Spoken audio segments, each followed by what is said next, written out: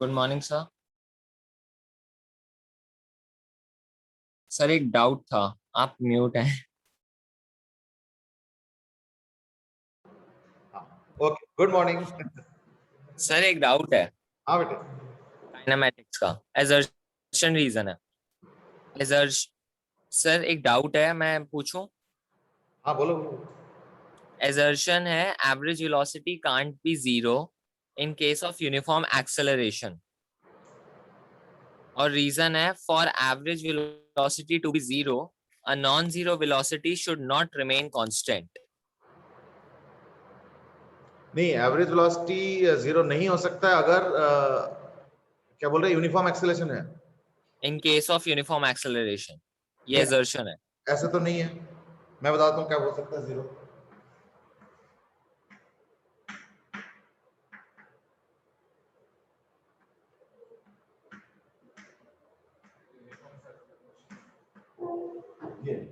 ये इस केस में जो है ना, एवरेज वेलोसिटी जीरो हो जाएगा और एक्सेलरेशन कांस्टेंट है, देख रहे हो, नेगेटिव है। तो सर मतलब ये फॉल्स हो गई एजर्शन। हाँ, एजर्शन ही फॉल्स हो गया है ना। Okay sir, thank you. लेकिन ये मीनिंग रीजन समझ में आया ना। यस सर, ये तो आ गया। वैसे वैसे मैं सर्कुलर मोशन का एग्जांपल सोच रहा था। हाँ, वो तो मैं देखता हूँ। मैं कह रहा हूँ इसके अलावा और भी है, जैसे ये भी पॉसिबिलिटी, मतलब ये नेगेटिव एक्सेलरेशन का एग्जांपल है और ये जो है पॉजिटिव एक्सेलरेशन का एग्जांपल है। और दोनों में क्या होता है, एक में v0 से स्टार्ट हुआ माइनस v0 पे एंड हुआ और एक में माइनस v0 से स्टार्ट हुआ और v0 पे एंड हुआ। तो देख लो दोनों में एक्सेलरेशन कांस्टेंट है, एक में एक्सेलरेशन नेगेटिव, एक में एक्सेलरेशन पॉजिटिव। तो उसका मैग्नीट्यूड नेगेटिव हो जाएगा ना, मतलब उस केस में, और यहाँ पे पॉजिटिव होगा और नेट जीरो आ गया। सर सर्कुलर मोशन में भी तो जीरो हो जाएगी एवरेज वेलोसिटी, यूनिफॉर्म एक्सेलरेशन अंदर की तरफ लग ही रहा है। नहीं, लेकिन तुमने एक प्रेमाइस दिया था एंड दैट इज कि यू नो एक्सेलरेशन कांस्टेंट, तो वो सर्कुलर मोशन में नहीं होगा ना, इसलिए क्यों circular sir? Can not be an example to your question. ये जो बाद में तुमने बताया कि सर्कुलर मोशन में वेलोसिटी जीरो हो जाता है एवरेज, वो ठीक है, मैं उसको डिनाई नहीं कर रहा हूं, पर तुमने जो क्वेश्चन के हिसाब से बोला as an example circular motion, वो गलत होगा। क्यों? क्योंकि क्वेश्चन में तुमने बोला कि एक्सेलरेशन कांस्टेंट है, तो सर्कुलर मोशन में एक्सेलरेशन तो कांस्टेंट नहीं होता है, उसका तो रेडियल एक्सेलरेशन हमेशा बदलता रहता है, हमेशा टुवर्ड्स द सेंटर। ठीक है, ओके इसलिए सर। जो तुमने फैक्ट बताया वो सही है, पर वो तुम्हारे क्वेश्चन से कनेक्ट नहीं होता। ठीक है, चलो I think let's move on. Okay sir. Okay, अच्छा आप देखो, हमारे पास कई ऑप्शन है, आगे बढ़ने का ऑप्शन भी है और इट सीम्स कि पहले से कुछ कंसेंसस बने हुए हैं, क्योंकि आते ही कुछ लोगों ने मुझे रिक्वेस्ट किया कि आज सर्कुलर मोशन रिवाइज करा दो। Yes sir, circular revise. अभी एक दो देखो, शिखर ने यस भी कर दिए, प्रथम ने भी अभी मैसेज किए कि प्लीज सर्कुलर मोशन रिवाइज करा दो, और अजितेश ने भी बोला हाँ सर सर्कुलर मोशन करा दो। भूमिजा इज आल्सो सेइंग कि हाँ बिल्कुल। ओके, अभी एक और इंटरेस्टिंग क्वेश्चन भी है प्रियंक, ये बड़ा पोकिंग क्वेश्चन है, सर्कुलर मोशन कितना आएगा? ये बेस्ट क्वेश्चन था वैसे तो। ओके, सौरभ मिश्रा ने भी ऐड कर दिया कि सर्कुलर मोशन करा दो, बट इतना सर्कुलर मोशन करवा रहे हो, लेकिन सर्कुलर मोशन थोड़ा हिंट दे दूं मैं कि सर्कुलर मोशन इतना इंपॉर्टेंट नहीं है, क्योंकि 1D 2D में मेनली प्रोजेक्टाइल और लिनियर मोशन ही आएगा, सर्कुलर मोशन थोड़ा सा ही आएगा। ठीक है, एक्चुअली सर्कुलर मोशन का जो डिटेल स्टडी हमने अभी किया ही नहीं, सर्कुलर मोशन का हमने अभी तक 10% किया नहीं, अब कल वाला जोड़ लो तो मे भी 20%। ठीक है ना, अदरवाइज सर्कुलर मोशन हमने किया ही नहीं, इसलिए बहुत नॉमिनल चीजें आएंगी। मैं दो तीन चीजें यू नो, तुम लोग को वेक्टर फॉर्म में निकालना आता है ना, टेंजेंशियल एक्सेलरेशन कैसे निकलता है, रेडियल एक्सेलरेशन कैसे निकलता है, अगर सेंटर के पास भी कुछ वेलोसिटी और एक्सेलरेशन कैसे निकलता है, वो आता है ना, तो मेनली वही पढ़ के जाओ। और मैं एक दो क्वेश्चन करा देता हूं बस अभी, ठीक है ना। और क्योंकि इस बार नहीं, क्योंकि सीपीटी में सब्जेक्टिव भी आता है, तो सारा कुछ करके आता है। जैसे 1D 2D है, तो हो सकता है क्वेश्चन आ जाए कि 1D में कि कैलकुलस के डेरिवेशन कर दो सारे, वो v is value plus 80 और s value, ये भी आ सकता है, तो ये नहीं करोगे आएगा। अब देखो, अब इसमें एक इंटरेस्टिंग पॉइंट है, अब समझो इसको। सपोज 3 नंबर का क्वेश्चन आ गया, derive the 3 equations of motion, तो क्या किया, v is value plus 80, s value plus half d square और v square value plus 2s, कुछ नहीं बोला गया, इट्स अप टू यू, तुम एल्जेब्रिकली करो, ग्राफिकली करो, कैलकुलस से करो। बट मान लो क्वेश्चन दिया हुआ है डिराइव द 3 इक्वेशंस ग्राफिकली, और तुमने कैलकुलस से करके आया और बिल्कुल परफेक्ट करके आया, मार्क्स 0 मिलेंगे। बोले क्यों, इक्वेशन तो मैंने सही डिराइव किया, कि डिराइव तो तुमने सही किया पर तुमने रास्ता नहीं अपना ना जो क्वेश्चन पूछ रहा है। तो ऑब्जेक्टिव क्वेश्चन में you are free to choose your method, subjective questions में इट डिपेंड्स। अगर क्वेश्चन होता है तीनों इक्वेशन डिराइव करो, तुम जो मर्जी करो, अलजेब्रिकली करो, कैलकुलस से करो, ग्राफिकली करो, कोई रोक टोक नहीं। पर पूछा है ग्राफिकली डिराइव करो, तुमने दूसरे मेथड से डिराइव कर दिया तो मार्क्स नहीं मिलेंगे, बिल्कुल जीरो, सारा कुछ सही होगा तो भी जीरो, ध्यान रखना, ठीक है। सर क्या बता रहे हो आप? प्रथम इज आल्सो आस्क कि पिछले सीपीटी के चैप्टर भी आएंगे क्या? नहीं, पिछले सीपीटी का वो सब था ना, मैथ टूल और यूनिट डायमेंशन एरर और वो सब नहीं। ओके, एक और चीज, डायनेमिक्स वगैरह नहीं आएगा ना? नहीं, डायनेमिक्स हमने किया है क्या? बस एक ही तो एग्जांपल किया था कल, वो बैंक रोड, और तो कुछ किया नहीं है ना। तो देयरफॉर सर्कुलर मोशन में वो सब चीजें नहीं आएंगी। प्रियांक इज आस्किंग कि कल जो कराया था वो सब आएगा? No obviously not. Laws of motion के पहले जो कराया था वो वहां तक सिलेबस है। That was like almost week. Sir basic question projector के डिस्कस कर सकते हैं सर? हां बेटा, जैसे सर बोल इंक्लाइन प्लेन को परपेंडिकुलर हिट करे देखो और टच करके जाए। रोक नहीं, प्रोजेक्टर में जो मर्जी हो सकता है। अब इंक्लाइन प्लेन का पूछ रहे हो तो इंक्लाइन प्लेन क्यों नहीं आ सकता? हां बेटा, कुछ पूछ रहे थे। सर मैं पूछा था सर प्रोजेक्टर में बेसिक क्वेश्चन एक बार करवा लो, मतलब एक सेकंड में, एक क्वेश्चन इधर से भी आया है, दैट इज क्या डेरिवेशंस आ सकते हैं? बिल्कुल, डेरिवेशन कोई भी आ सकता है। हार्दिक आजाद की ऐसे क्वेश्चन आ सकते हैं जिसमें टेंशन भी लग रहा हो। बेटा इसलिए नहीं आ सकता क्योंकि टेंशन तो डायनामिक्स में आ गया, तो डायनामिक्स नहीं, सिर्फ काइनेमेटिक्स। कौन सा?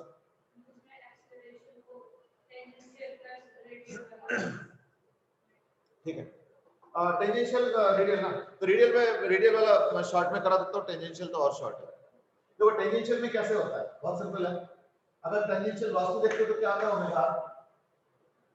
ये हो गया t is equal to 0, at t is equal to 0 plus delta t या dt, क्या आएगा ना? ओमेगा r है, ये बदल जाएगा, क्या हो जाएगा? Omega plus d omega into r, है ना? वेलोसिटी बदल जाता है एंगुलर। मान लो अगर एंगुलर, जैसे ये जो पंखा है, अब ऑनलाइन में पंखा नहीं दिखेगा ठीक है ना, ऑफलाइन में दिख रहा है। तो ये जो पंखा है इसका एंगुलर वेलोसिटी क्या है? कांस्टेंट। खैर तुम्हारे ऑनलाइन में तुम्हारे अपने घर में जो पंखा है वो तो दिख रहा होगा, जो हमें नहीं दिखेगा ठीक है ना, बात बराबर ही है, ऐसे कोई सुपीरियर नाम मान लिया जाए। ओके, तो कैरिंग ऑन। तो ये जो पंखा है एंगुलर वेलोसिटी कांस्टेंट से चल रहा है, यानी कि तुम टिप पे कोई भी पॉइंट देखते हो तो उसका स्पीड कांस्टेंट भी होगा, सेम भी होगा, है ना, सेम भी होगा, नहीं सारे पॉइंट्स का सेम। लेकिन अगर मान लो एंगुलर एक्सेलरेशन है तो क्या होगा ना, अभी मान लो वेलोसिटी ओमेगा है, तो थोड़ी देर बाद क्या होगा ना, ओमेगा बदल जाएगा, तो omega plus D omega into R हो गया, है ना, तो ये न्यू स्पीड। तो देखो ये हो गया v0 या v, ये हो गया v प्लस dv, तो dv कितना होगा? हाँ भाई, तो मैं किस चीज के बारे में बात कर रहा हूँ? 80, हम लोग 80 के बारे में बात कर रहे हैं, यानी टेंजेंशियल एक्सप्रेशन। तो dv क्या होगा? दिस माइनस दिस, यानी d ओमेगा इनटू r, और एक्सेलरेशन क्या हो जाएगा? dv बाय dt, यानी d omega by dt into r। d omega dt क्या होता है? d omega by dt alpha, rate of change of angular velocity alpha is equal to alpha. हो गया डेरिवेशन कंप्लीट। ये हो गया डेरिवेशन ऑफ एक्सेलरेशन टेंजेंशियल, ठीक है। रेडियल एक्सेलरेशन डिराइव करने के कई तरीके हैं, रेडियल एक्सेलरेशन डिराइव करने के कई तरीके हैं, ठीक है ना। तो मैं फिगर बता देता हूं जस्ट,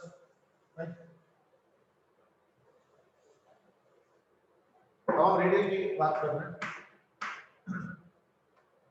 एक छोटा मेथड बताता हूं, और इसमें एक छोटा सा चीज समझना पड़ेगा, दैट इज जो एंगल का डेफिनेशन है वो क्या है ना, length of arc by radius.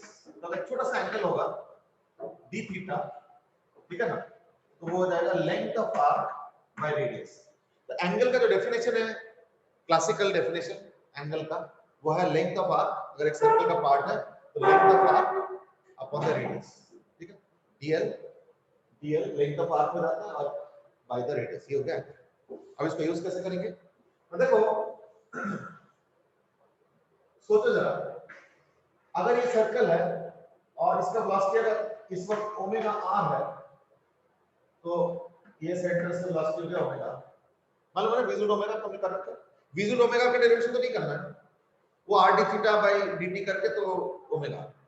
इस वक्त अगर ओमेगा है और अगर मान लो ओमेगा कांस्टेंट है तो जरा सोचो कि ये रेडियस हो गया, ठीक है ना, ये रेडियस हो गया और ये टेंजेंट है।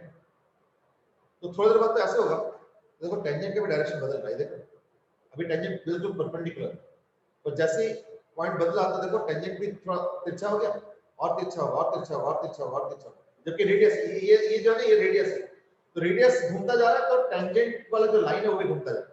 यानी अभी अगर वेलोसिटी ओमेगा आ रहा है, अब थोड़ी देर बाद अगर d थीटा एंगल कवर हुआ, अगर d थीटा एंगल कवर हुआ है तो ये बताओ ये जो ओमेगा और वेलोसिटी वेक्टर है वो भी d थीटा एंगल रोटेट करेगा, है ना। ये तो रिजिडली परपेंडिकुलर, तो जैसे ये रोटेट करता है तो वो भी रोटेट करता है, यानी ये भी रोटेट कर जाएगा बाय द सेम एंगल।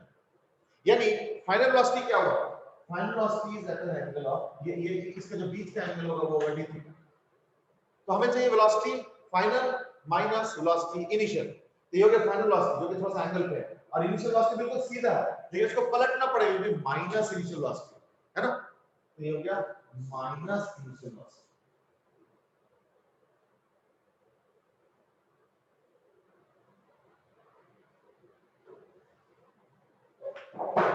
तो ये ओमेगा आर, ये भी ओमेगा आर, और इन दोनों के बीच का जो एंगल है वो है d थीटा, ठीक है।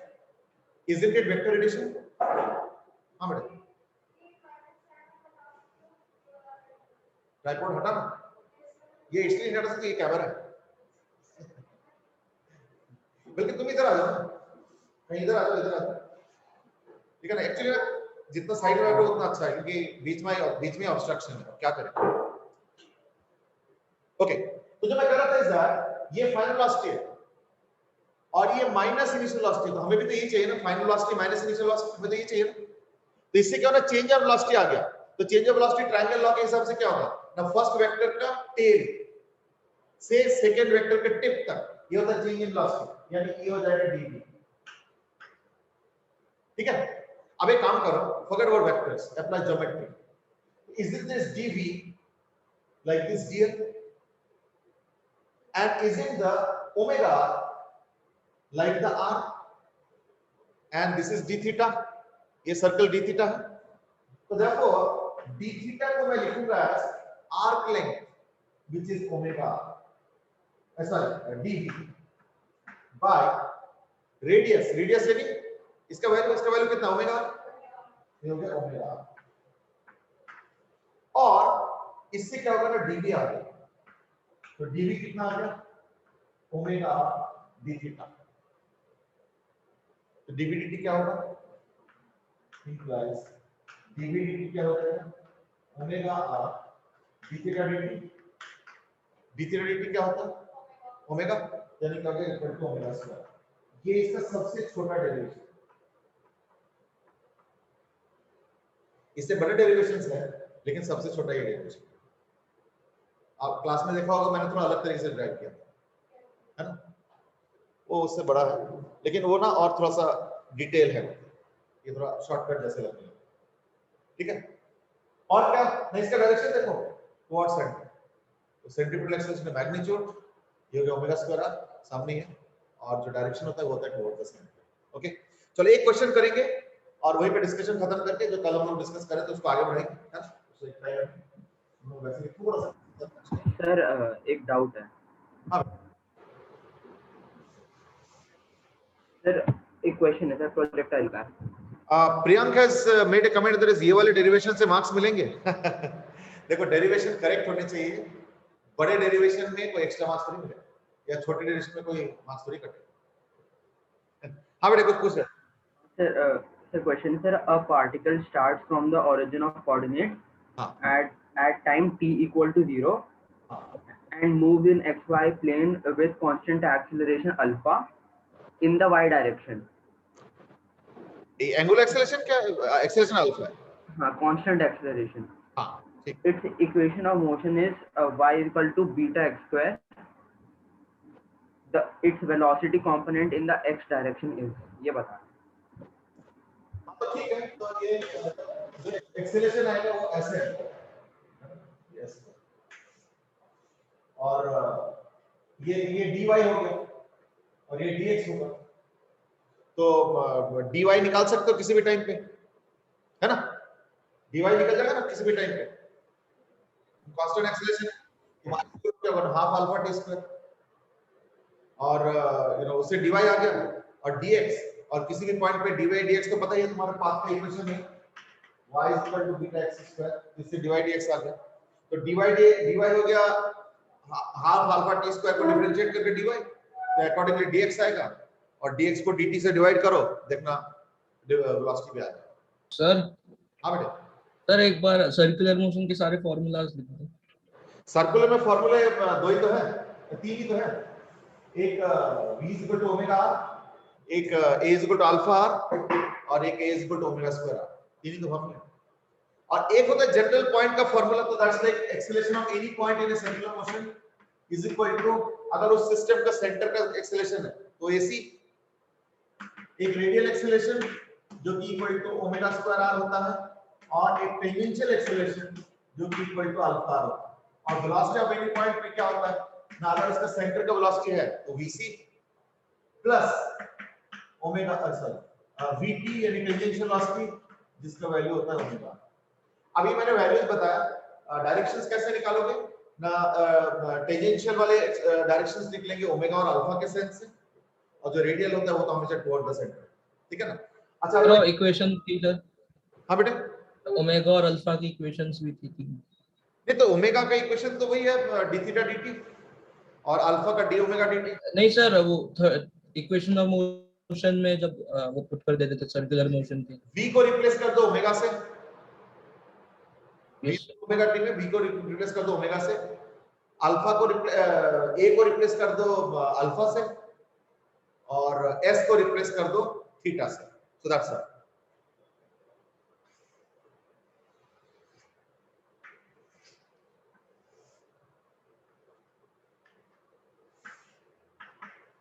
देखो एक पार्टिकल है, सॉरी एक डिस्क है, ये पूरा डिस्क है जो कि घूम रहा है और साथ में चल भी रहा है। तो मान लो इस तरफ चल रहा है विद वेलोसिटी ऑफ 16 मीटर पर सेकंड, और इसका एक्सेलरेशन इस तरफ दे रखा है 8 मीटर पर सेकंड स्क्वायर, इसका ओमेगा दे रखा है 5 रेडियन पर सेकंड, ठीक है ना। मैंने यहां पे एक पॉइंट लिया, इसका अल्फा 0 है, इसका अल्फा 0 है, मैंने यहां पे एक पॉइंट लिया, ये at an angle of 57 degree, ठीक है, और इस डिस्क का जो रेडियस है वो है 4 मीटर्स। तो तुमको पॉइंट P का वेलोसिटी और एक्सेलरेशन बताना है, चलो जल्दी करो, ऑब्वियसली यही वाला यूज करोगे, तो पॉइंट P का वेलोसिटी और एक्सेलरेशन बताना है।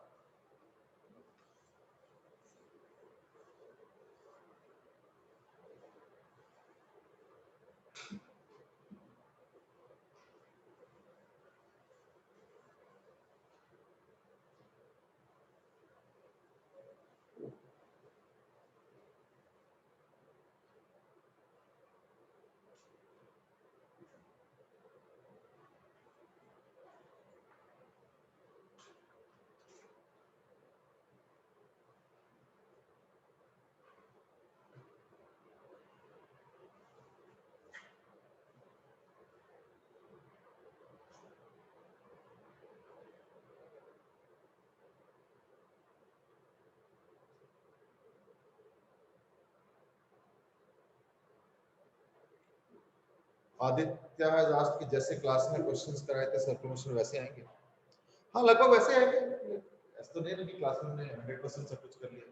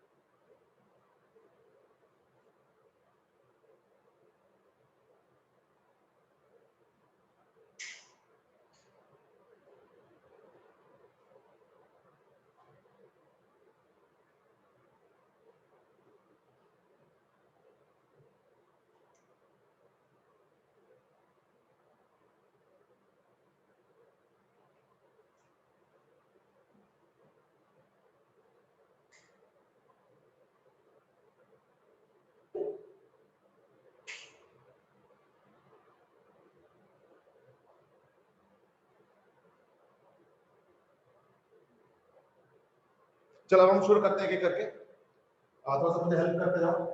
Velocity of any point P, उसमें एक कंट्रीब्यूशन द सेंटर का होगा, तो कितना लिखो? -69 का। हाँ, -69 पे बिल्कुल सही, यानी -69 का। लेकिन जब टेंजेंशियल वेलोसिटी सिलेक्ट करोगे तो दिक्कत क्या है कि इस बार वेलोसिटी सीधा नहीं आएगा, यानी आई कैप जे कैप में नहीं आएगा, थोड़ा एंगल पे आएगा, तो एक उसके लिए कंपोनेंट्स करने पड़ेंगे। तो ओमेगा आर मतलब कितना था? ओमेगा मतलब 20 होता है, ये हो गया 20, तो ये वाला एंगल कितना होगा? ये होगा 37। तो अब उस हिसाब से मुझे बता दो कि एक्स वाला और वाई वाला क्या होगा। तुम बताओ बेटे, एक्स और वाई वाला क्या होगा?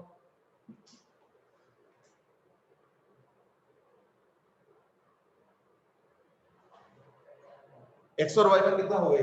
ये जो वेलोसिटी है ना 20 टेंजेंशियल,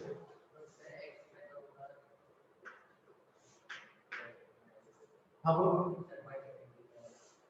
नहीं 20 का ये जो 20 है ये 37 डिग्री है, जिसका x कंपोनेंट कितना होगा? 20 sin या cos? sin, तो sin 37 क्या होगा? 3/5, यानी 12 हो गया, है ना? तो यानी ये तो हो गया 12, और ये 20 into 4/5 16, है ना? तो ये हो गया 16, बस ऐसे हो गया।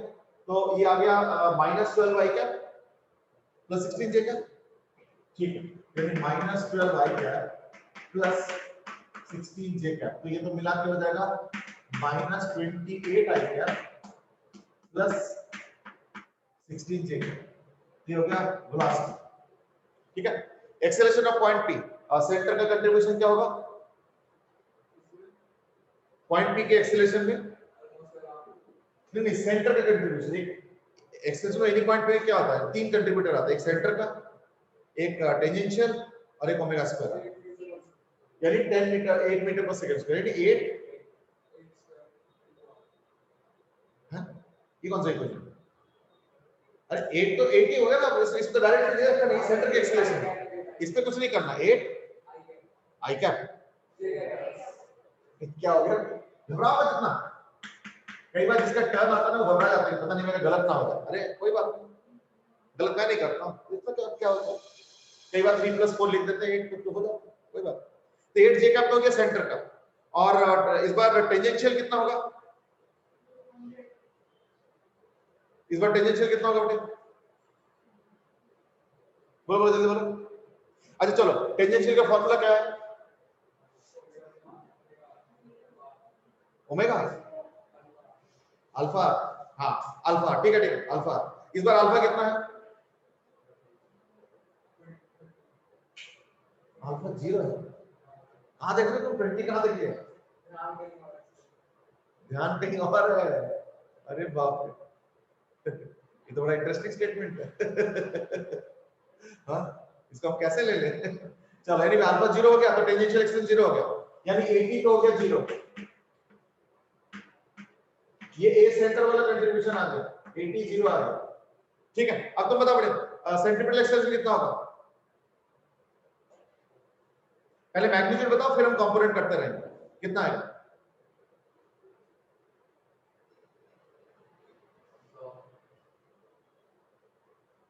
हाँ सर कितना? 100, अच्छा मैं तो सर सुन रहा हूँ, सर मुझे शायद इसके बाद आंसर होता होगा। अच्छा 100 बिल्कुल सही बात है, 100 है ओमेगा स्क्वायर, और r4 तो यानी 100 हो गया, 100 किस तरफ? इस तरफ। चलो इसका कंपोनेंट x वाला कितना होगा? cos या sin? cos 37, तो x वाला हो जाएगा 100 cos 37, ये वाला, ये कितना हो गया 80, और ये वाला कितना हो गया? ये कितना -80, और ये वाला 60। चलो ठीक है, यानी आप ए आर लिख रहा हूं तो क्या होगा? -80 आई कैप -60 जे कैप, थर्ड क्वाड्रेंट वेक्टर, तो ये आ गया ए आर यानी रेडियल। आप मिला लो तो -80 आई कैप और -60 + 8 तो -50 जे कैप, 52 जे कैप, एक्सेस में पॉइंट भी आ गया। लो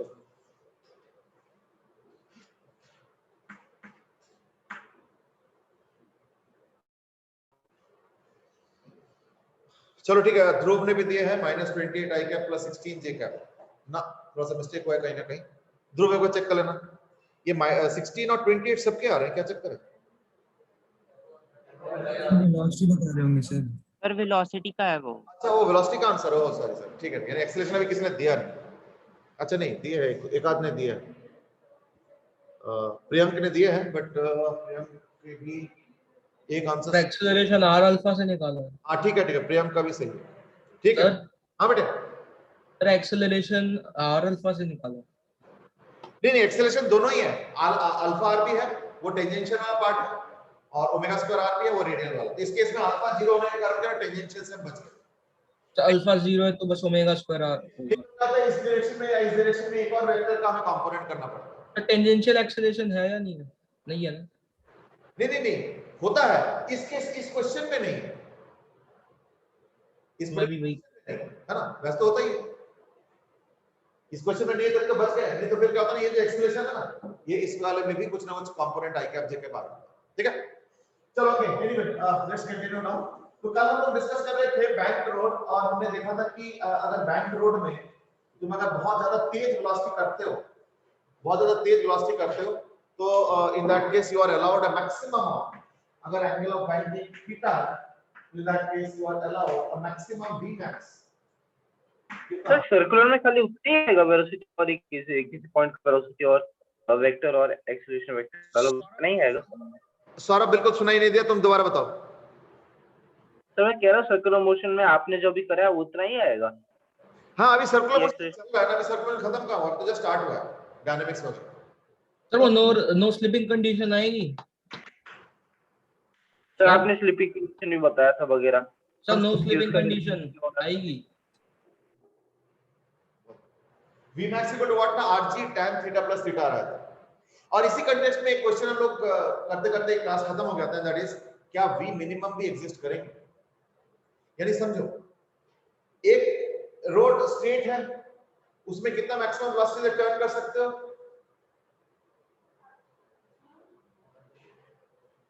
एक रोड फ्लैट है, फ्लैट, ऐसे में कितने मैक्सिमम वेलोसिटी से तुम सर्कुलर मोशन यानी सर्कुलर रोड पे टर्न कर सकते हो?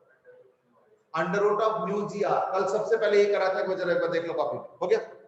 फिर हमने देखा कि अगर रोड को टिल्ट करते हो then it is called as a bank road. तो बैंक रोड में आइडियल केस में वेलोसिटी क्या आया था?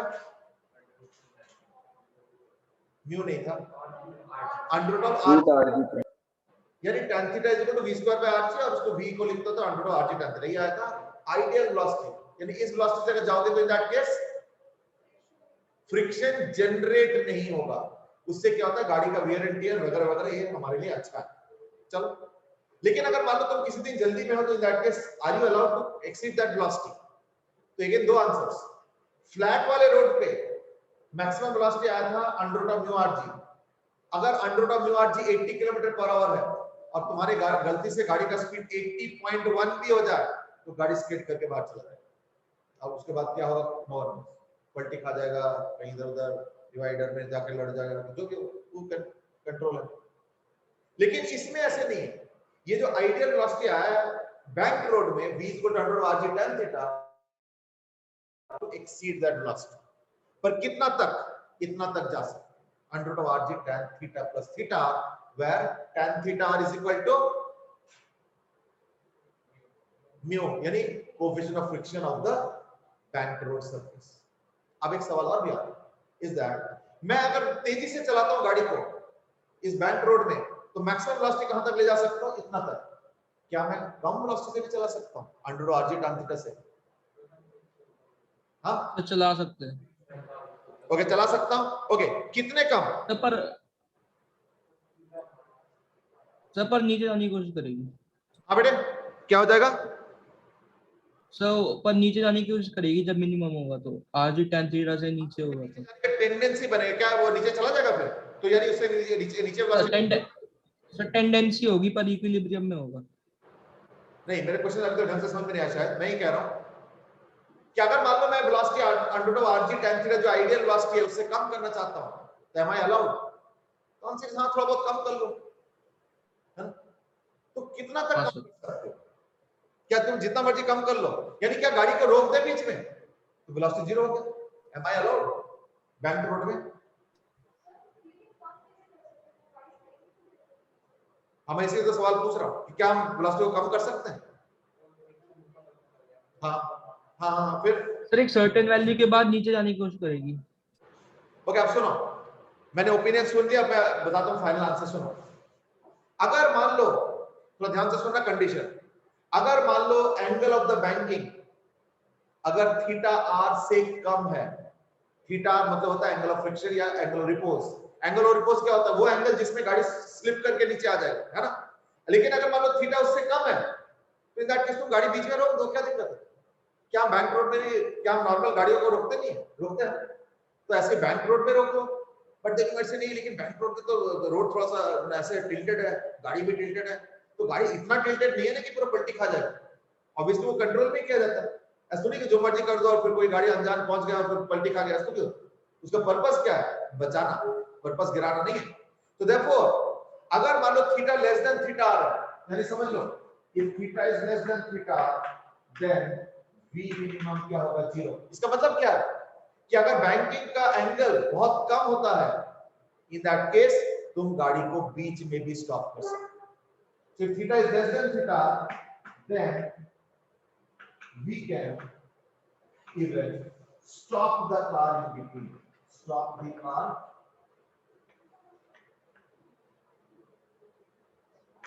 in between। अगर चाहो तो गाड़ी रोक सकते हो, कोई दिक्कत नहीं। हाँ, लेकिन अभी रुको, पूरा कहानी खत्म नहीं हुआ। अगर मान लो angle of the banking more than theta R हो जाएगा, इन दैट केस अगर तुम गाड़ी को स्लो करते करते गाड़ी को रोक दो, इन दैट केस क्या होगा? गाड़ी स्किड करके स्लाइड करके नीचे आ जाएगी, यानी इन दैट केस तुम गाड़ी को रोक नहीं सकते। तो फिर क्या करोगे? कुछ मिनिमम वेलोसिटी से चलाना पड़ेगा, ठीक है। तो therefore if theta is greater than theta, then if we stop, मतलब रोकोगे तो क्या होगा? The vehicle would slide down।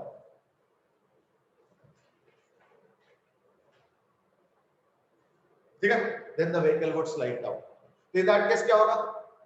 हमें कुछ मिनिमम वेलोसिटी से उसको चलाते रहना पड़ेगा, यानी इस पर्टिकुलर केस में क्या होगा ना, हमें कुछ मिनिमम वेलोसिटी से गाड़ी को चलाते रहना पड़ेगा।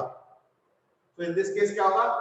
Then the vehicle would slide down and hence we have to move the vehicle with some minimum speed। ठीक है, अब इंपॉर्टेंट डिस्कशन स्टार्ट होता है। तुमसे तो पूछ लिया मैंने, तुम बता बड़े, जिस समय मैं मिनिमम स्पीड में जा रहा हूं उस समय फ्रिक्शन का डायरेक्शन क्या होगा? ऊपर की तरफ, नीचे की तरफ? नीचे की तरफ। क्यों नीचे की तरफ? कब होता है? जब गाड़ी ऊपर की तरफ जाना चाहता है तब नीचे की तरफ होता है। इस बार क्या है कि तुम बहुत कम स्पीड से जा रहे हो, यानी गाड़ी बस नीचे ऑलमोस्ट जाने वाला है, तो फ्रिक्शन क्या होना चाहिए? ऊपर की तरफ होना चाहिए, नहीं? आ गया? यानी इस केस में वो डायग्राम क्या होगा? डायग्राम हो जाएगा ये देखो, mg, याद आ रहा है? m cos थीटा मैं डायरेक्टली बना रहा हूं कल के हिसाब से। देखो कल के डायग्राम रिपीट होगा, सिर्फ फ्रिक्शन का डायरेक्शन देखो जरा। कल के जब मैंने Vmax निकाला था तो फ्रिक्शन का डायरेक्शन क्या था? डाउनवर्ड्स था ना। क्यों? क्योंकि इस बार, क्योंकि कल हम लोग डिस्कस क्या करते थे, गाड़ी इतना स्पीड से चला रहे हो कि गाड़ी बाहर की तरफ खिसकना चाहता है, तो फ्रिक्शन रोक रहा था। तो कल के फ्री बॉडी डायग्राम हमने फ्रिक्शन को नीचे लिया था।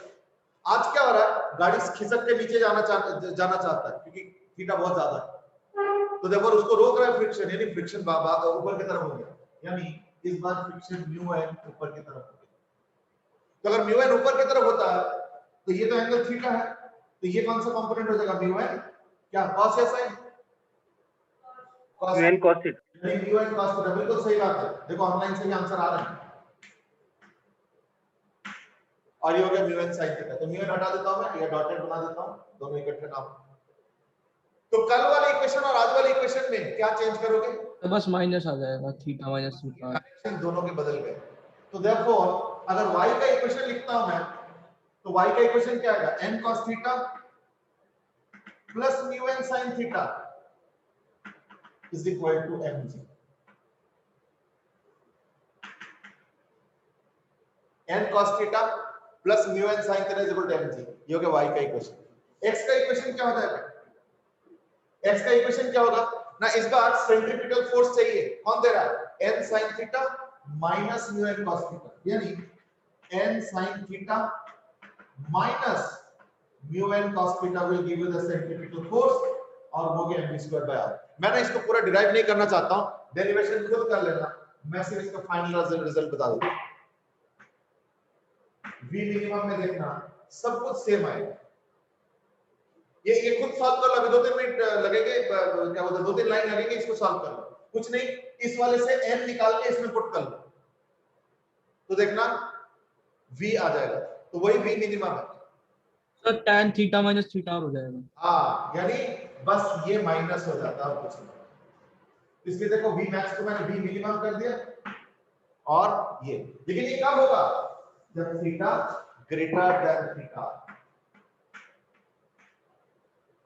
और मैंने पहले बता दिया, अगर थीटा लेस देन थीटा आ रहा है, इन दैट केस कोई मिनिमम कुछ नहीं है. तुम गाड़ी बीच में रोक भी दो, कोई दिक्कत नहीं. समझ आ गया? Sir mu tan theta r के बराबर होगा ना इस केस में? Where tan theta is equal to mu. ऐसा हमेशा होगा कोई भी इंक्लाइंड प्लेन पे? नहीं, ये तो बाय डेफिनेशन है ना, इसलिए ऐसा कुछ नहीं. Okay sir. tan theta by definition is mu. इसलिए इसमें कोई थ्योरी कुछ नहीं या कोई ऐसा नहीं कि कोई न्यूमेरिकल है कुछ ऐसा. ये डेफिनेशन है कि जो भी सरफेस का म्यू होता है उसको हम लोग tan थीटा से रिप्रेजेंट करते हैं. अगर थीटा छोटा हुआ तो इनके स्लिप नहीं करेगा. उसी से तो कंपेयर कर रहा हूं. देखो थीटा ग्रेटर देन थीटा, इसका मतलब क्या है कि एंगल ज्यादा है तो बॉडी स्लाइड करके नीचे आना चाहता है. तो ऐसे केस में तुम गाड़ी को रोकोगे तो स्लाइड करके नीचे आ जाएगा. इसके उल्टे केस में ये एप्लीकेबल नहीं होगा ना, क्योंकि बॉडी नीचे जाएगी नहीं. कौन से केस में? Sir tan theta r greater than theta. tan theta r greater than tan theta. Theta r greater than theta. हाँ, तो इन दैट केस क्या होगा? बॉडी स्टेशनरी रहेगा अगर ऐसे छोड़ दो. देखो theta r greater than theta का मतलब क्या होता है? Theta less than theta. तो थीटा लेस देन थीटा का मतलब क्या होता है? अगर तुम ऑब्जेक्ट को छोड़ोगे वहीं रह जाएगा, वो नीचे स्लाइड नहीं करेगा. अब इसका सारा डायनामिक्स ओके है? ओके. अब हम लोग एक मजेदार एग्जांपल करेंगे. छोटा सा चीज है, वैसे बड़ा सा चीज नहीं है, लेकिन ये बड़ा प्रैक्टिकल चीज है. इसका मैंने इतने सारे राइड्स में राइड किया है, बड़े सारे राइड्स है ना, तुम लोगों ने भी किया ही होगा. लेकिन एक पर्टिकुलर राइड का मैंने सिर्फ वीडियो देखा है, मैंने कभी राइड नहीं किया. पर बड़ा मन है कि उसको भी राइड करें. राइड क्या है? एक बड़ा सा सिलिंड्रिकल घर टाइप का है, कमरे टाइप का है, केबिन टाइप का है, बड़ा सा एक कमरे टाइप का, बस बड़ा सा है. ठीक है ना? और उसमें इसको चढ़ के जाना पड़ता है. और ये पूरा राइड है, यहाँ पे पूरा काउंटर होता है, टिकट खरीद के जाना पड़ता है, पैसा देना पड़ता है. फ्री में कुछ नहीं मिलता दुनिया. चलो ऐसे जाओ, फिर यहाँ से स्टार्ट होता है स्टेयरकेस, चढ़ के ऊपर जाओ. ऊपर क्या है? ऐसे सर्कल है पूरा सिलेंडर. तो यहाँ पे छोटे-छोटे प्लेटफॉर्म्स बने हुए हैं अंदर की तरफ. तो एक-एक प्लेटफॉर्म पे एक-एक बंदा होगा, ऐसे करके इधर वाले भी होंगे. तो एक-एक प्लेटफॉर्म पे एक-एक बंदा खड़ा हो जाता है. वर्किंग यहाँ पे दरवाजा है, दरवाजे से एक-एक प्लेटफॉर्म पे खड़े हो जाते. तो यानी सामने एक प्लेटफॉर्म टाइप का है और तुम खड़े हो जाओ. चलो अच्छी बात है. ऐसे करके सब लोग खड़े हो जाते हैं. तो क्या होता है, यहाँ पे जो दरवाजा होता है ना, उसको लॉक कर देते. बड़े मतलब जो मैंने वीडियो देखा था ना, इतना नाटकीय ढंग से उन्होंने किया था, थिएट्रिकल टाइप का, तो बड़ा अट्रैक्टिव हो जाता है. फिर क्या हुआ, ये अंदर का जो सिलेंडर है कमरे टाइप का है, केबिन टाइप का है या जो भी है, उसके लाइट बहुत डाउन हो गई, ऑलमोस्ट अंधेरा. ठीक है? फिर ये सिलेंडर घूमना शुरू कर. ठीक है ना? धीरे धीरे इसका रोटेशन स्टार्ट होता है, हल्का हल्का करके इसका स्पीड बढ़ाया भी जाता है. और फिर बड़ा मजेदार कमेंट्री भी होता है. क्या कमेंट्री होता है कि ये इंग्लिश का देखा है मैंने कि आज आप सबके आखिरी दिन. हाँ, वो मैं हिंदी में ट्रांसलेट कर रहा हूँ, है ना. बोलो तो मैं इंग्लिश में बता दूंगा, ऐसे कोई दिक्कत नहीं है. Today is the last day kind of एकदम होता है, वाला बड़ा एक्साइटिंग तरीके से, जैसे वो तो बड़ा एक्साइटेड है, ये लोग तो एक्साइटेड नहीं है ना। Today is your last day, सुन के किसको एक्साइटमेंट होगा बताओ, है ना। तो खैर, तो सब लोग सोचता है क्या है लास्ट डे, ऐसे ही हम तो राइड करने आए, ये घूम रहा था, मैं राइड हो रहा तो मजा आया। फिर थोड़ी देर बाद आवाज आता है कि don't take it non seriously, तब तक ना स्पीड थोड़ा बढ़ जाता है। तो सब क्या है ऐसे कुछ टाइम पास ऐसे ही। फिर बोलते एक काम करो, अगर मुझे अभी विश्वास नहीं कर रहे हो, you are still not believing me, please look down your platforms. तो नीचे क्या है, अच्छा अंधेरा है वैसे तो दिख तो नहीं रहा था ज्यादा, थोड़ा थोड़ा, तो नीचे का लाइट ना ऑन कर दे, नीचे यहाँ, और अंदर से स्पाइक्स बाहर निकला, यानी ऐसे, और कोई छोटा मोटा नहीं कि निडल जैसे, बड़े बड़े इस साइज के, गिर जाओगे तो पूरे बॉडी में स्पाइक घुस जाएंगे और वही भीष्म पितामह बन जाओ। तो आपकी खत्म। हाँ बेटे, सर कुछ नहीं, सर तो बैन हो गई थी। चलो जो भी है अब सुन लो। तो तब जाके लोग ना थोड़ा सीरियसली लेते हैं, यार कुछ तो गड़बड़ है, क्या हो गया, हम कहाँ फंस गए भाई, दरवाजा भी लॉक कर दिया, दरवाजा को भी लॉक कर दिया, पूरे ऐसे करके पूरे टाइट लॉक करके, ये तो गड़बड़ लग रहा है। तो फिर आवाज वही आता है, I hope now you are taking it seriously, ठीक है। तो फिर भी लोगों को लगता है चलो ठीक है, राइड ही तो है, पैसे दिया ऐसे थोड़ी करेंगे। तो फिर आवाज आता है कि अगर आपको लगता है कि अभी भी कि सीरियस नहीं है, ये ऐसे ही मजाक चल रहा है, तो अभी रुको, आपके पैर के नीचे जो प्लेटफॉर्म्स है ना, ये धीरे धीरे खिसकने लगेंगे, ठीक है ना। वाकई यही होता है, ये जो प्लेटफॉर्म्स है ना, ये थोड़ा थोड़ा अंदर करके, यानी अभी तो साइज ऑफ प्लेटफॉर्म ये है, थोड़ा देर बाद बाहर आने लगता है, तो बाहर की तरफ ये होता है, अंदर की तरफ इतना, ये सर्कल है ना, फिर और खिसक जाता है। अब लोगों को एक्चुअल डर लगता है कि ये तो प्लेटफॉर्म बाहर निकल रहा है, तो थोड़ी देर बाद जब बाहर चला जाएगा हम तो सब इसमें गिरेंगे, और ये पूरा बना हुआ है ऐसे करके, इसमें दौड़े सब, सब लोग वाकई डरने लगते हैं, यार कुछ तो गड़बड़ है, काम फंस गए भाई, पैसा देंगे ना, ये आखिरी दिन कराएगा लग रहा है। फिर और बड़ा मजेदार बना देता है, बोलता है कि please tell your last prayers. बिल्कुल बड़ा मजेदार बनाता है, इंग्लिश मूवी से कई बार। तो एक आध तो वाकई बोलते हैं, प्रेयर करने लगते हैं, जीसस सेव अस। अच्छा दूसरी बात, प्लेटफॉर्म इतना छोटा हो चुका है ना कि लोग ऐसे खड़े होने का जगह नहीं है, अब ऐसे हो गए सब, बिल्कुल एकदम कोने में ऐसे हो गए, बस वो थोड़ा सा जो बचा है उसमें किसी से पैर रखने की कोशिश चल रहा है, और तब तक जो है ना सिलेंडर घूमे जा रहा है, स्पीड बढ़ता जा रहा है। तो जब एकदम आखिरी में थोड़ा सा बचा है प्लेटफॉर्म का, जिसमें पैर बड़े मुश्किल से ऐसे किसी तरीके से लोगों ने कोने कोने में रख के बस खड़े हैं किसी तरीके से, तो बोलता I hope now you are believing me, ठीक है ना, व्हाट डू यू वांट, अरे नहीं हमें बचाओ, पूरा सब चीखने लगता है, अरे नहीं नहीं बचाओ बचाओ, ऐसे मत करो, तो गिर जाएंगे नीचे, तो मर जाएंगे, है ना, हमारे बीवी बच्चे हैं, ये है वो है, क्योंकि ये सबके जो जो मन में आ रहा है, कोई तो वाकई प्रेयर शुरू कर देता है। तो बोलता है नहीं आप लोग गलत जगह फंस गए, मैं इतना दयावान नहीं हूं, मेरा ये रोज का काम है, और ये आज नहीं, मैं बहुत सालों से ऐसे ही कर रहा हूँ। और डराते हैं। तो बोलता है आपका जो प्रेयर्स है ये मैं रिजेक्ट करता हूँ, और आपके जो आखिरी दिन का जो मैंने प्रॉमिस किया था उसको अब मैं एग्जीक्यूट करने वाला हूँ। तो सब सोचते हैं आप क्या एग्जीक्यूट करेंगे, तो डरा दिया ऑलरेडी। पूरा माहौल बनता, सब लोग चीखने लगते हैं, कोई चीख रहे हैं, कोई रोना शुरू कर देते हैं, कोई ऐसा होता है ना जैसे होता ही। तो बोलते हैं कि आप तैयार हो जाओ, 10 गिनती करो, इतने देर में मैं प्लेटफॉर्म को पूरा हटा दूंगा। तो कोई 10 गिनती कर नहीं करता है ना, तो सब चुपचाप नहीं हम 10 नहीं गिनेंगे, 10 गिनने के बाद तो प्लेटफॉर्म हटा देना। तो I see that you are not taking my word seriously, ये 10 का काउंटिंग मैं ही करूंगा, ठीक है। तो वो शुरू करता है 10 9, अब इतने में सबका हार्ट बीट बढ़ता जा रहा है, करते करते करते जब 1 हो गया, now I am going towards 0 करके बम ब्लास्ट टाइप का लगता है, बूम करके आवाज आता है, और प्लेटफॉर्म एक्चुअली खिसका के पूरा बाहर कर देता है, यानी पैर के नीचे कुछ भी नहीं है, इमेजिन करो। और सब चीखना शुरू, अरे सेव अस जीसस जीसस, तो इंग्लिश मूवी है तो जीसस जीसस सब कुछ शुरू कर देते हैं, लेकिन होता कुछ नहीं, कुछ नहीं होता।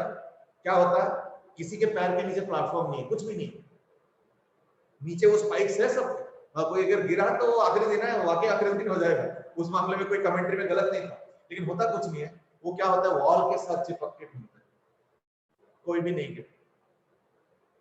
Now what is the physics behind this, है ना। तो तुमसे तो पूछा मैंने, what is the physics behind this. तुम लोग भी बता सकते हो ऑनलाइन में इसका फिजिक्स क्या था।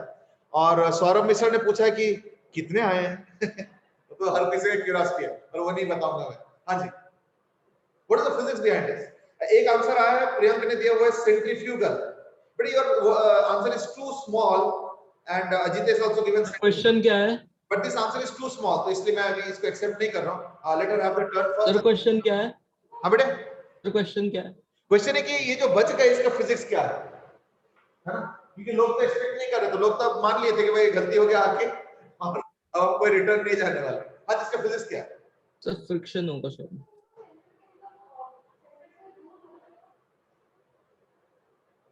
हाँ बेटे, इधर से बार बार पूछा जा रहा है कि कितने हैं कितने हैं। हाँ बोलो,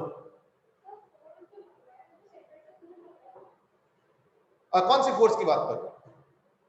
अच्छा चलो ठीक है, एक चीज बताओ, मैंने अभी क्या बताया कि कोई नहीं गिरा, क्या हुआ? सब वॉल के साथ चिपक गया, प्लेटफॉर्म हट चुका है, किसी के पैर के नीचे कुछ भी नहीं है, पर सब वॉल के साथ चिपक के घूम रहा है ऐसा कर, सब एक दूसरे को देख रहा है। सर वो नॉर्मल लग रहा है तो फ्रिक्शन लग रहा है जो वेट को बैलेंस कर रहा है। सर नॉर्मल लग रहा है, सेंट्रीफ्यूगल फोर्स यहाँ पे नॉर्मल एक्ट कर रहा है और क्वेश्चन में आना फ्रिक्शन mg को बैलेंस कर रहा है। हाँ, मैं इसी क्वेश्चन पे आना चाहता हूं कि इस बार सर्कुलर मोशन के लिए सेंट्रीपिटल फोर्स कौन देगा? तो answer is normal reaction from the wall. हाँ, normal reaction from the wall, ये आंसर ओरली गया और लिख के भी आ रहे हैं। यानी होगा क्या कि ये जो बंदा यहाँ पे, मान लो यहाँ पे एक प्लेटफॉर्म है, तो यहाँ पे जो बंदा है ना, इसको नॉर्मल रिएक्शन मिल रहा है वॉल से और वो टुवर्ड्स द सेंटर होगा, यानी इस बार नॉर्मल रिएक्शन देगा m ओमेगा स्क्वायर r। ठीक है, यानी सरफेस पे नॉर्मल रिएक्शन तो आ गया। अच्छा, इस बॉडी का टेंडेंसी क्या है? ये दिवित ने बड़ा लंबा सा आंसर दिया, दैट इस बॉडी पे डाउनवर्ड की तरफ mg लगता है, अपवर्ड में फ्रिक्शन लगता है and all. दिवित your answer is correct, मैं उसी पे डिस्कस कर रहा हूं। हाँ, तो यानी ये जो नॉर्मल रिएक्शन है इसका मतलब क्या, वॉल के साथ चिपक गया है ना, और इसका टेंडेंसी क्या नीचे गिरने का ड्यू टू mg। लेकिन जैसे वो गिरना चाहेंगे और वॉल के साथ चिपका है, तो यानी क्या होगा, फ्रिक्शन ऊपर की तरफ रहेगा। So therefore they will get friction like this and they will also be mg like this, और एक नॉर्मल रिएक्शन तो है। यानी ये तीन फोर्स अब इसके ऊपर ऐड कर रहा है। एक नॉर्मल रिएक्शन क्या कर रहा है, उसको सेंट्रीपिटल फोर्स दे रहा है, तो m तो लिख दिया omega square m omega square, और उसको फ्रिक्शन बचा रहा है। अगर वर्स्ट केस जानना चाहते हो कि भाई ओमेगा कम से कम कितना हो, ओमेगा कम से कम कितना हो कि ये बच जाए, तो क्या बोलोगे ना, ये जो फ्रिक्शन है ये omega is equal to g under root r mu, क्या हो जाएगा ना, म्यू इनटू n, और वो म्यू n क्या होगा, वेट को संभालेगा, यानी म्यू इनटू n, और n तो ये है equal to mu into m omega square r, m omega square r is equal to mg, तो mn कैंसिल, यानी ओमेगा आ गया सर root g by r mu, ये आ गया, यानी इतना मिनिमम एंगुलर वेलोसिटी से घुमाना पड़ेगा। अब इसका कैलकुलेशन कर लो, है ना, r तो मालूम है, म्यू ऑफ द सरफेस भी पता ही रहेगा, तो उससे कैलकुलेशन कर लिया, मान लो ओमेगा का वैल्यू आ गया 2 रेडियन पर सेकंड सपोज, तो पता क्या होगा, इस सिलेंडर को तुम आप घुमाओ कम से कम 4 5 6 रेडियन पर सेकंड। अगर 2 पे रखते हो ना, तो in that case border line होता है, तो किसी का कपड़ा मान लो सिल्क विल्क टाइप का हो, स्लिपरी हो, तो उसका थोड़ा म्यू कम हो जाए, तो वो उसका गिरने का खतरा हो जाएगा। इसलिए हम क्या करेंगे, थोड़ा सा ओमेगा ज्यादा रखेंगे। तो अगर मान लो सेम वैल्यू इसको कैलकुलेट करके अगर 2 रेडियन पर सेकंड आ रहा है, तो एक्चुअल में 5 रख लो, 6 रख लो, सो दैट अच्छा खासा मार्जिन होगा, और उससे क्या होगा, किसी का भी गिरने का कोई डर नहीं। ठीक है, ओके। इस कंटेक्स्ट में एक क्वेश्चन और भी है। अब तो ये पता चल गया कि ये सिलेंडर पे क्या होगा, नीचे कुछ प्लेटफॉर्म की जरूरत नहीं है, वो वॉल के साथ चिपक के रह जाएंगे और कोई भी नहीं गिरेगा। कब, अगर ओमेगा ग्रेटर देन और इक्वल टू हो जाए।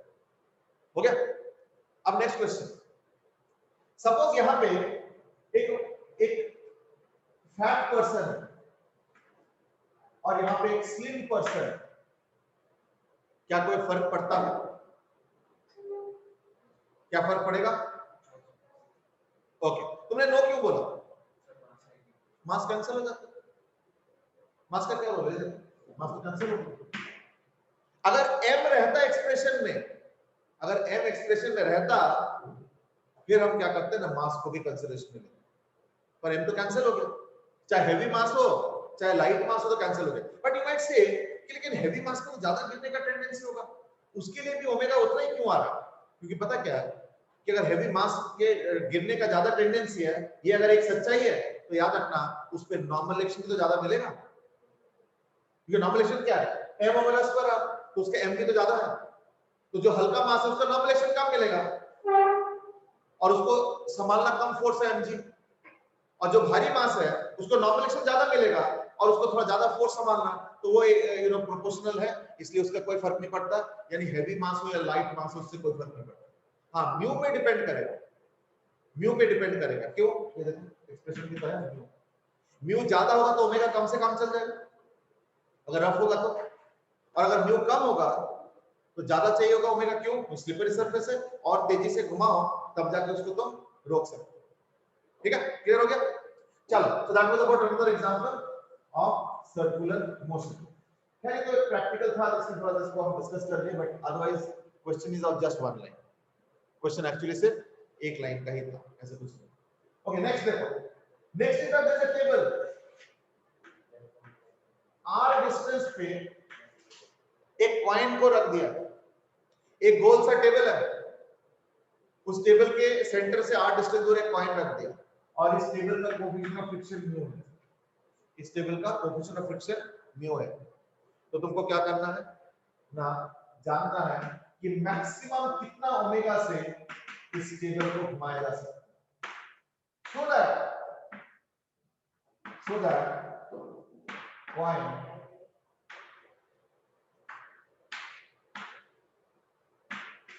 coin does not slip, कि कॉइन स्लिप ना कर जाए, कितना मैक्सिमम ओमेगा से इस टेबल को घुमा सकते हो कि कॉइन स्लिप ना कर जाए, बस ये पर्पस है। चलो गो अहेड। प्रियंक सेठ की अनुभव है दोस्तों, सेठ की नहीं मास का कोई इफेक्ट नहीं है, और प्रियंक दास की इस राइड का नाम क्या है, ओ इस राइड का नाम तो खैर मुझे भी नहीं पता है ना, अब इंडिया में मैंने तो देखा नहीं और ना ही शायद है, तो इसलिए अब नाम जान के भी क्या होगा, ऐसे इंटरेस्टिंग इसका नाम क्या है, राइड्स के नाम भी होते हैं क्या? अब जैसे ये वाला राइड क्या है, इसको क्या बोलते हैं, हाँ जायंट व्हील शायद बोलते हैं, हाँ कोई और व्हील बोलते हैं, क्या बोलते हैं, फेरिस व्हील, हाँ जो भी है, जायंट व्हील अलग है, वही है, अच्छा उसके अलग अलग नाम है, हाँ एक घर का नाम, एक स्कूल का नाम, तो जायंट व्हील हो गया घर का नाम घर का नाम तो ऐसे होता है ना, छोटा मोटा ऐसे कुछ, मेरी गो राउंड जनरली इसको नहीं बोलते, मेरी गो राउंड जनरली इसको रूट mg/r है ना। एक आंसर आ चुका है, दैट इज रूट mg/r। शिखर सेठ की डेथ राइड का भी नाम है, मौत तक वो तो हिंदी में हो गया, उसको जनरली बोलते हैं वेल ऑफ डेथ, उस दिन बात हो रहा था है ना, वेल ऑफ डेथ। चलो एनीवे इसका क्या करेंगे ना, कोई भी ऑब्जेक्ट सर्कुलर मोशन में अगर चल रहा है तो दैट केस उसको सेंट्रीपिटल फोर्स चाहिए, ठीक है, तो तुम बताओ बेटे इस बार सेंट्रीपिटल फोर्स कौन प्रोवाइड कर रहा है, हमारे सामने, यानी इस बार कौन प्रोवाइड कर रहा है, फ्रिक्शन, क्योंकि इसका जो वेट है वो तो नीचे की तरफ है और जो नॉर्मल एक्शन है वो ऊपर की तरफ, यानी सिर्फ फ्रिक्शन ही प्रोवाइड कर सकते, तो ये हो गया F, यानी इन जनरल क्या होगा, F is equal to m omega square r, लेकिन अगर तुम ओमेगा ज्यादा रखते हो तो इन दैट केस क्या होगा, मैक्सिमम कहां तक जा सकता है, फ्रिक्शन लिमिटिंग, और वो म्यू n होगा, और इस केस में n क्या है, mg, तो therefore mu mg is equal to mu into n omega square, तो m कैंसिल, तो ओमेगा कितना हो गया ना, under root of sorry mu नहीं, mu mg is equal to m omega square, यानी ओमेगा मैक्सिमम हो गया is equal to mu g by r, इतना मैक्सिमम एंगुलर वेलोसिटी से हम इस टेबल को घुमा सकते हैं कि कॉइन स्लिप ना कर जाए, ठीक है। ओके तो मैं इसका लिख देता हूं result, omega max is equal to under root of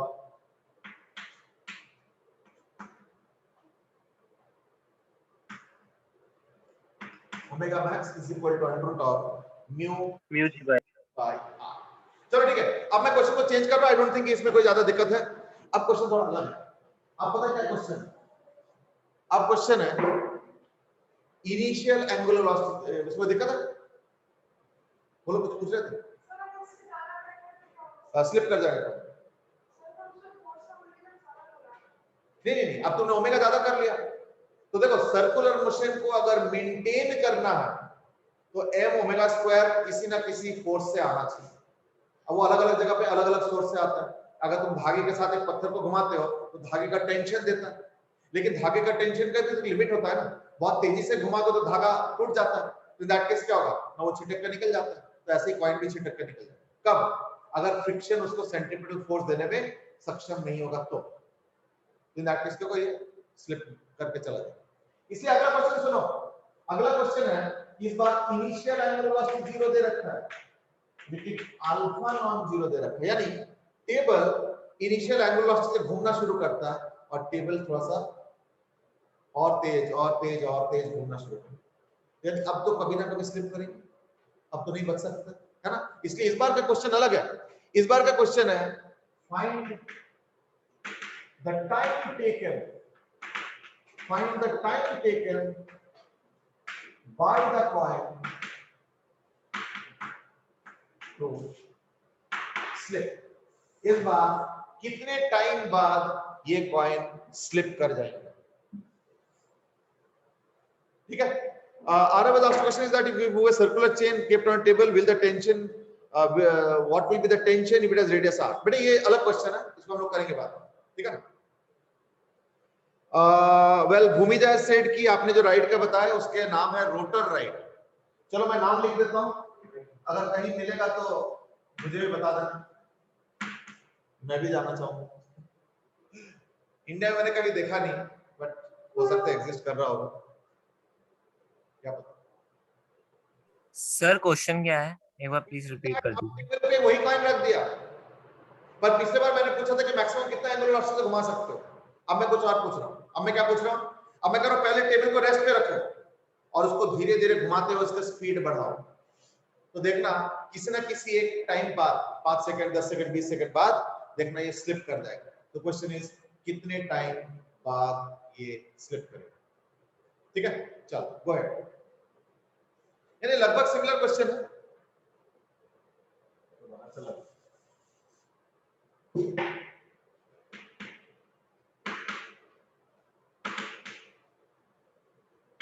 Find time taken by the coin to slip. Answer आया तो बता देना। आ गया? कितना आ रहा है?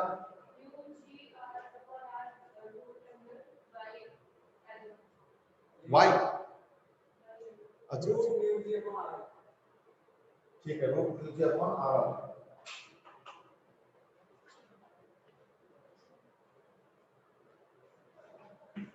ये आ रहा?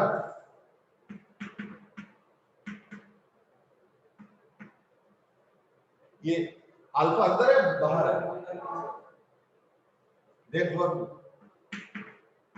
तुम्हारा अल्फा अंदर है या अल्फा रूट के बाहर है? हाँ तो अंदर तो अल्फा स्क्वायर, अगर सच के बाहर ही लिखो अल्फा। ये कह रहा हूं। Okay, Aditya Bhat is also given and that is root mu G by R alpha square. तो मैंने क्या किया, अल्फा स्क्वायर ना लिख के मैंने अल्फा को बाहर कर दिया, तो चलता है रूट के अंदर अल्फा स्क्वायर के बाहर। ओके चलो ठीक है, क्वेश्चन का आंसर आ गया। और प्रियंक है सेट कि हाँ मेरा भी आंसर आ चुका है, मेरा भी यही है। ओके किसी का इससे अलग आंसर है क्या? ओके इसका आंसर ये नहीं है। अब ये सोचो कि इसमें क्या गड़बड़ है। कई बार हिंट से ना आपके खुल जाता है। तो ये हिंट तो नहीं दे रहा हूं मैं, बट एक इनडायरेक्ट हिंट है कि ये गलत है, यानी ये जो सोचा है तुमने इसमें कुछ ना कुछ गलती है। तो आप सोचो सही तरीके से क्या सही करना चाहोगे।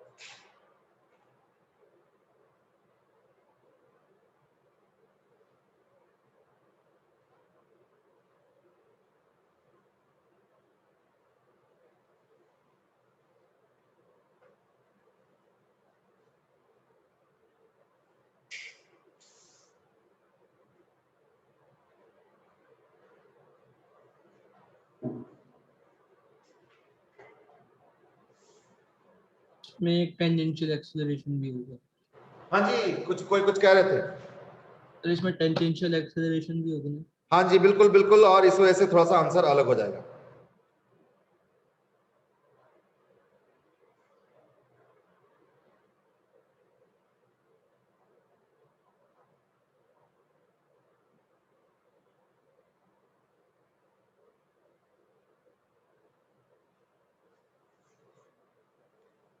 उसका टाइम क्या है 10:30।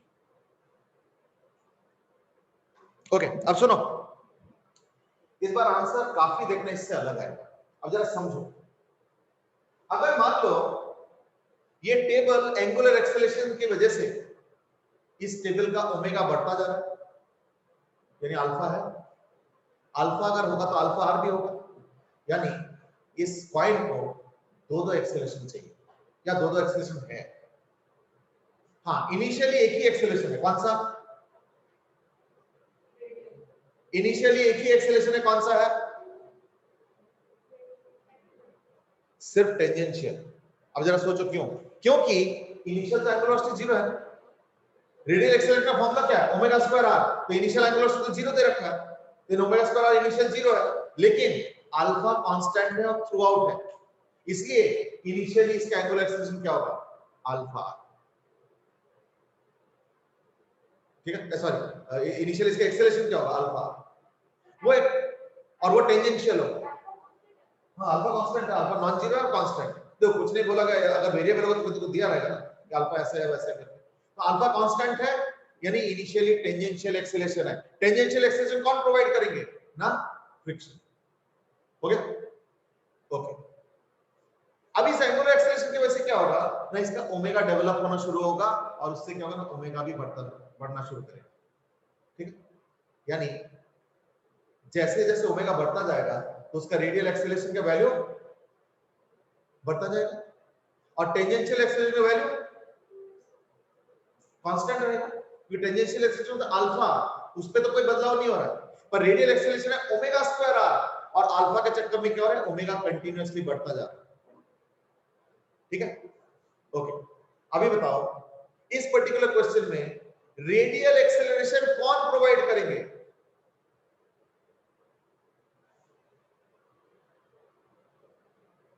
चलो ठीक है, इस बॉडी के पास कितने फोर्सेस हो सकते हैं? एक नॉर्मल एक्शन हो सकता है, एक वेट हो सकता है, और क्या? और फ्रिक्शन। इन तीनों के अलावा कोई फोर्स है क्या? और तो कोई मौजूद नहीं हो सकता, कोई स्प्रिंग विंग, कोई धागा वागा कुछ भी नहीं, यानी इन तीनों के अलावा कोई फोर्स हो ही नहीं सकता। ये हो गया नंबर 1। नंबर 2, वेट और नॉर्मल एक्शन से क्या सेंट्रीपिटल या कुछ ऐसे बन सकता है? नहीं। क्यों? क्योंकि सेंट्रीपिटल मतलब होता है टेबल के अलावा और नॉर्मल एक्शन टेबल के परपेंडिकुलर, वेट भी टेबल के परपेंडिकुलर, डाउनवर्ड से नहीं टेबल के परपेंडिकुलर, यानी नॉर्मल रिएक्शन और वेट में से कोई भी ना रेडियल फोर्स दे सकता है और ना ही टेंजेंशियल फोर्स दे सकता है। यहां तक ठीक है?